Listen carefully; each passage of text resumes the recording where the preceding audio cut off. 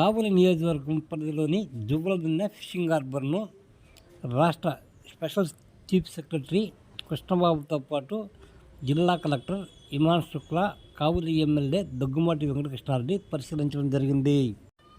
Juvvaladinne fishing హార్బర్లో మత్స్యకారులు ఎదుర్కొంటున్న సమస్యలను Kavali MLA Daggumati Venkatakrishnarao special chief secretary దృష్టికి తీసుకెళ్లడం జరిగింది.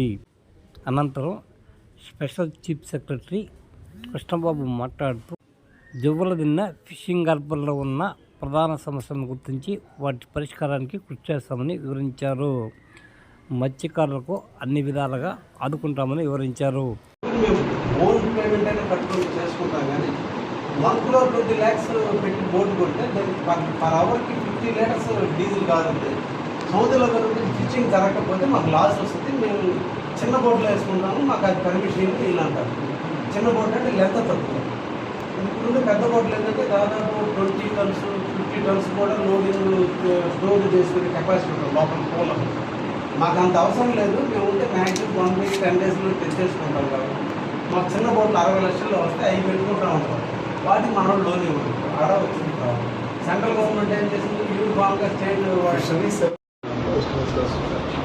ఇది 268 crores 268 20 crores అడిషనల్గా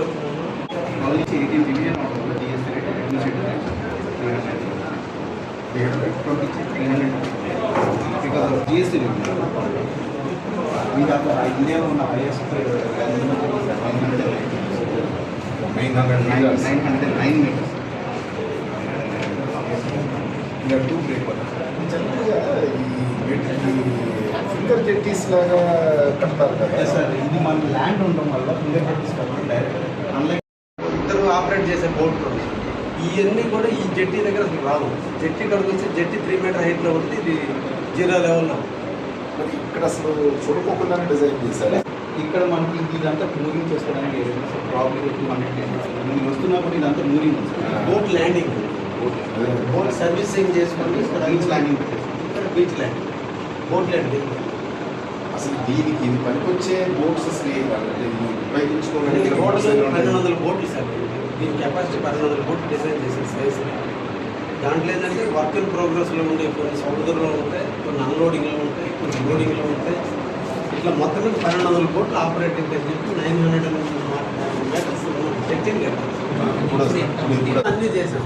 చేస్తే ఇది ఏంటంటే ఒక బోట్ కాస్ట్ 1 crore 20 lakhs. దీనికి 48 lakhs సబ్సిడీ, 12 lakhs వీళ్ళు ప్రజాప్రతినిధులు వీళ్ళతో ఒకసారి డిస్కస్ చేసి దీన్ని ఈ ప్రాంత ప్రజలకి, ఈ ప్రాంతం అందరి ప్రజలకు కూడా, ఎస్పెషల్లీ మత్స్యకారులకి, అలాగే ఈ మత్స్య సంపద మీద డిపెండ్ అవుతున్న మిగతా వాళ్ళందరినీ కూడా మనం ఒక కోఆర్డినేషన్గా ఒక అడ్వైజరీ కమిటీ పెట్టుకోవడం, అలాగే ఎగ్జిక్యూట్ చేయడానికి, ఇక్కడ ఉన్న ప్రొడక్ట్స్ ప్రాపర్గా మార్కెటింగ్ చేయడానికి ఎలా చేస్తే మనకి మంచి రేట్లు వస్తాయి, బ్రోకర్ల మీద, కమిషన్ ఏజెంట్స్ మీద డిపెండ్ అవ్వకుండా ఇక్కడ మన ఫిషర్మెన్ ప్రొడక్షన్ చేసే వాళ్ళతోనే ఒక ఆర్గనైజేషన్స్ లాగా డెవలప్ చేస్తే బాగుంటుందనే ఉద్దేశంతో ఫిషరీస్ డిపార్ట్మెంటు అలాగే I&I డిపార్ట్మెంట్ కలిపి ఒక జస్ట్ వర్కౌట్ చేస్తున్నాము.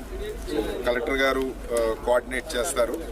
మనకి PMSSY కింద చాలా మంచి ఫెసిలిటీస్ ఉన్నాయి.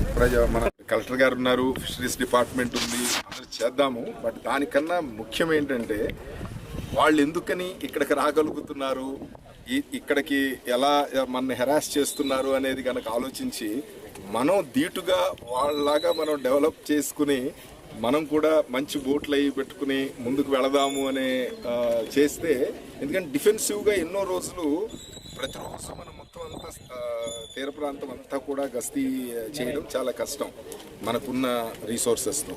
బట్ ఏంటంటే ఇక్కడ వాళ్ళని మనం స్ట్రెంగ్థెన్ చేసి పెద్ద బోట్లు కనుక వీళ్ళకి ఇప్పించగలిగి వీళ్ళు కూడా అదే రకమైన యాక్టివ్ ఇంట్రెస్ట్తో లోపలికి వెళ్ళగలిగితే కనుక ఆటోమేటిక్గా ప్రాబ్లం సాల్వ్ అవుతుంది. డెఫినెట్గా ప్రయత్నించాలి.